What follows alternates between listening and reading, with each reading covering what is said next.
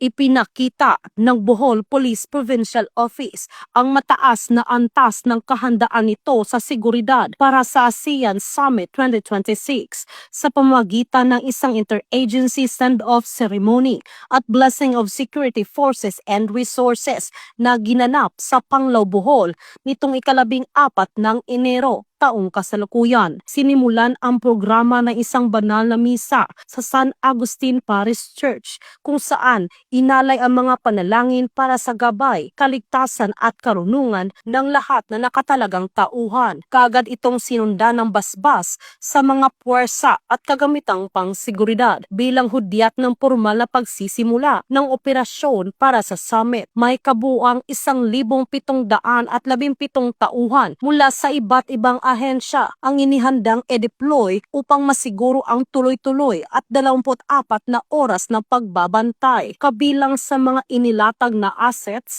ang mga land and maritime assets gaya ng patrol at high-speed response vessels, armored vehicles, fire trucks, ambulansya, rescue vehicles at iba pang logistical support units na pinatatakbo sa ilalim ng iisang command and control system. Dinaluhan ang seremonya ng mga lokal at regional na opisyal ng pamahalaan at mga pinuno mula sa sektor ng seguridad, kabilang ang mga kinatawan ng Philippine Army, Bureau of Fire Protection, Philippine Coast Guard at National Intelligence Coordinating Agency bilang patunay ng matibay na ugnayan at koordinasyon ng iba't ibang ahensya. Sa kanyang mensahe, binigyang diin ni PNP Bohol Provincial Director, Police Colonel Patricio Sidigay Jr. ang adhikain ng kapulisan na maghatid ng kinasing-kasing na serbisyo o serbisyong mula sa puso. Ayon sa kanya, hindi lamang seguridad ang layunin ng kanilang misyon, kundi